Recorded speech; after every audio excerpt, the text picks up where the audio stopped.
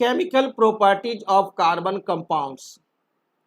The most common carbon compounds are hydrocarbons. Carbon compounds में सबसे most carbon compounds कौन है?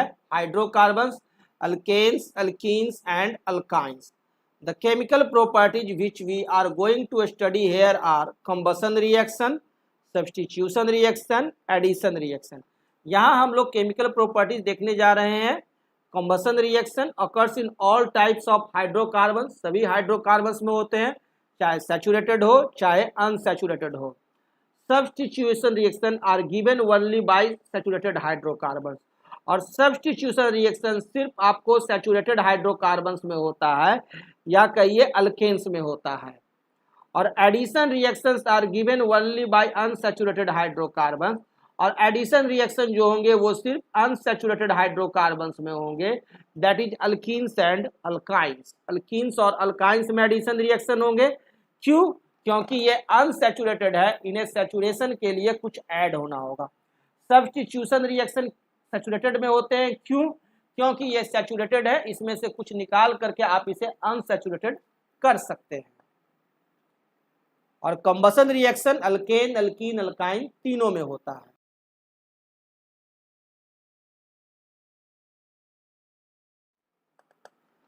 फर्स्ट देखते हैं हम लोग कंबशन या कहते हैं जिसे बर्निंग.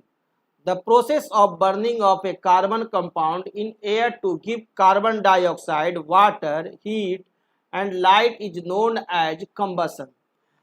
कंबशन वह प्रोसेस है जिसमें कि कार्बन कंपाउंड्स आपको एयर के साथ बर्न करके देता है क्या? कार्बन डाइऑक्साइड, वाटर, हीट और light.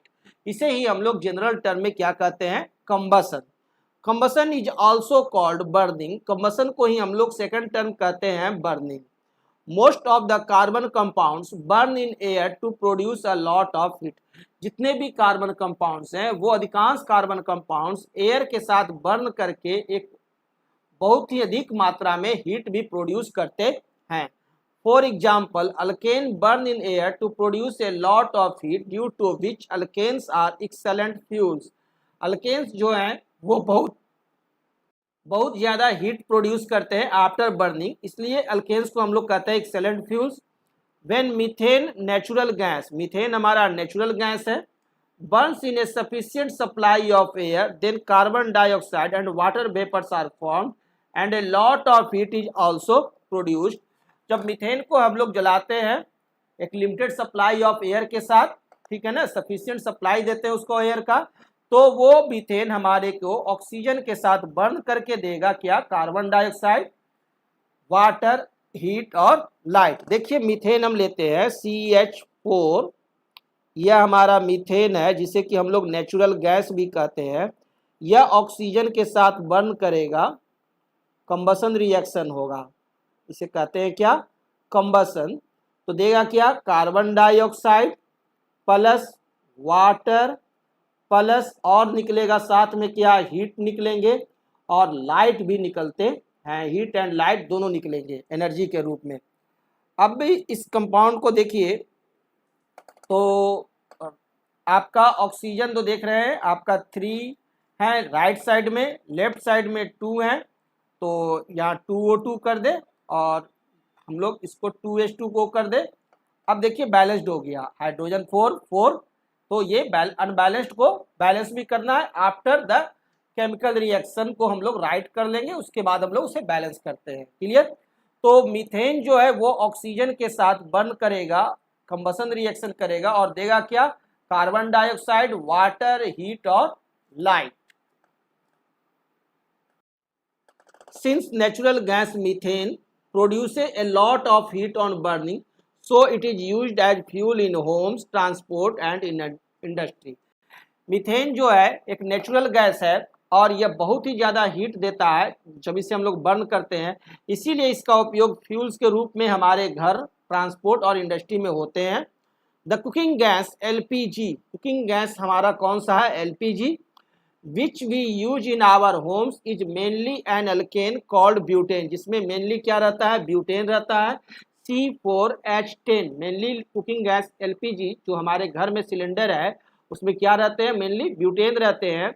When butane or LPG burns in air in the burner of a gas stove, then it forms carbon dioxide and water vapor with the evolution of a lot of heat and some light. Due to this, butane और LPG is an excellent fuel.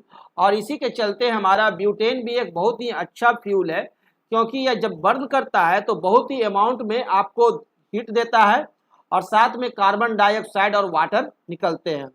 The saturated hydrocarbons, alkanes, are generally burned in air with a blue saturated non-sooty hydrocarbons flame.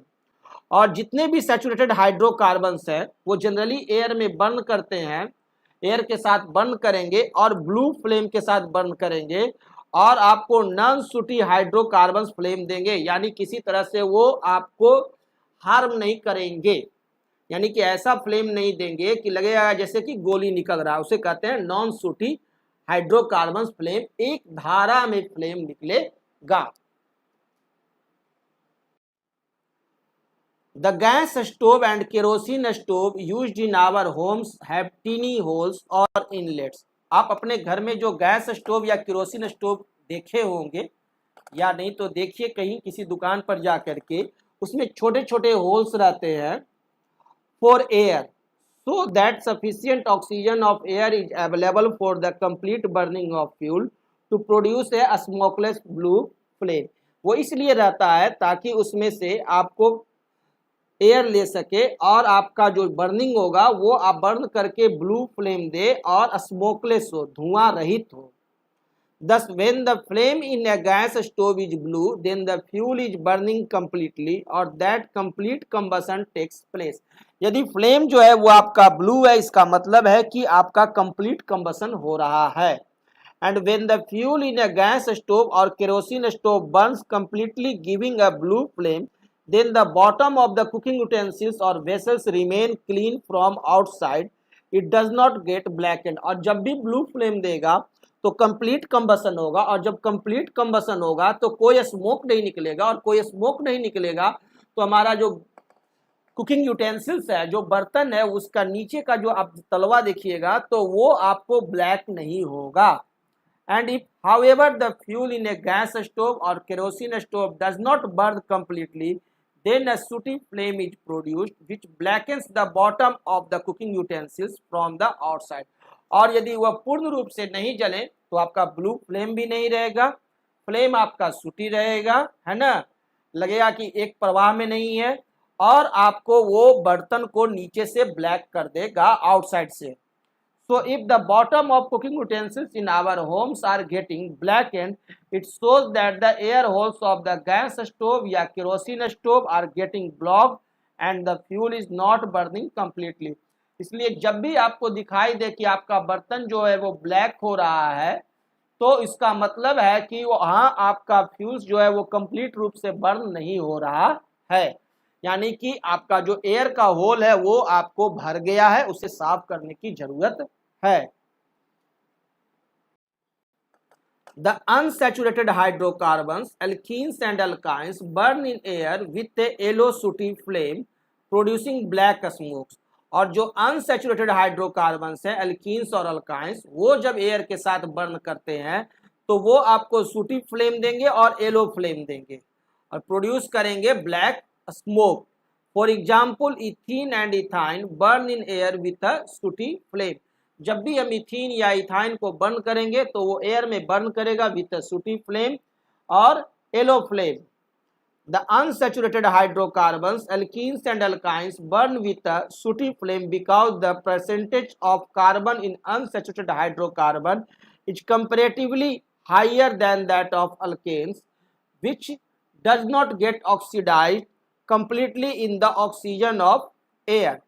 यह जो unsaturated hydrocarbon है वह हमारा इसलिए ज़्यादा आपको burn करता है और बर्न करके येलो फ्लेम देता है, सूटी फ्लेम देता है, क्योंकि यहाँ जो कार्बन की जो मात्रा होती है वो आपका सैचुरेटेड हाइड्रोकार्बन की तुलना में क्या होती है, परसेंटेज ज़्यादा होती है. जैसे अगर आप इथेन लीजिए तो इथेन का फॉर्मूला होता है C2H6, है ना, यानी कार्बन और हाइड्रोजन देखिए तो यहाँ आपको कार्बन और हाइड्रोजन जो है वो आपको 1:3 के रेशियो में है ना।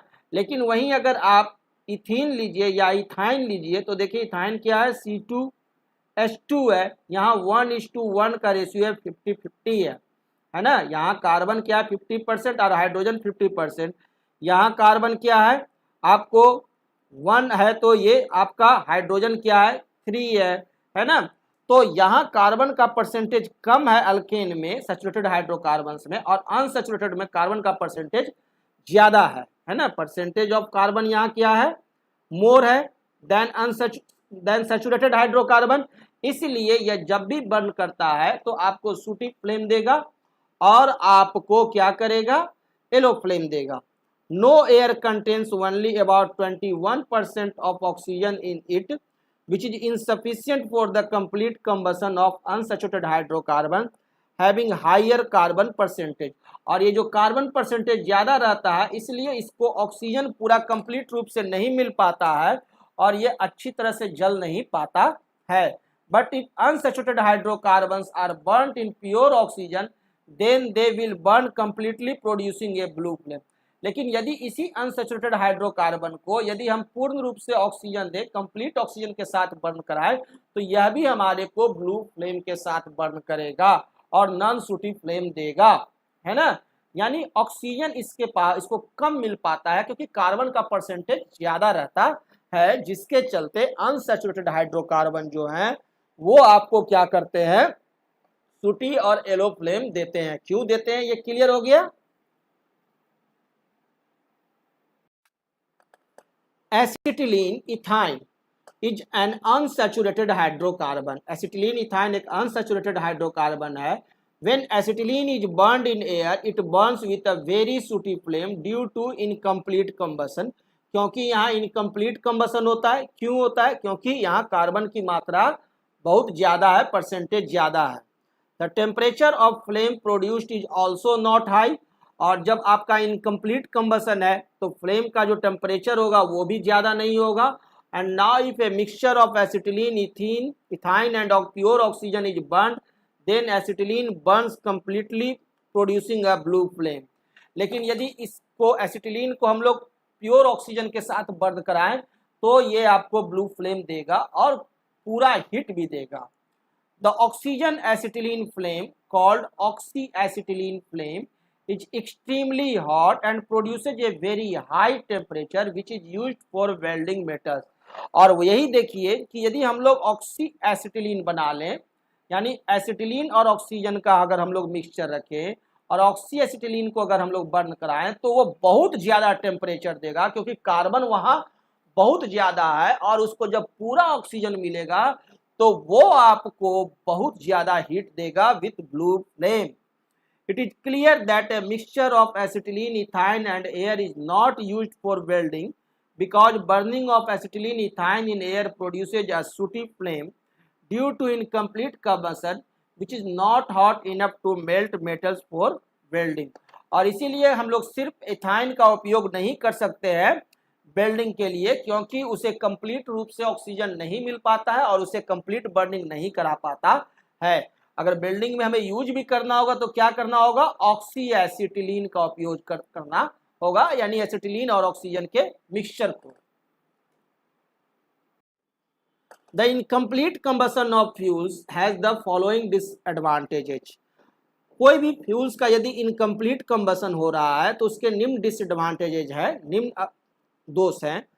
Incomplete combustion is insufficient supply of air leads to unburnt carbon in the form of soot, which pollutes the atmosphere, blackens cooking, welding metals, utensils, and blocks chimneys in factories।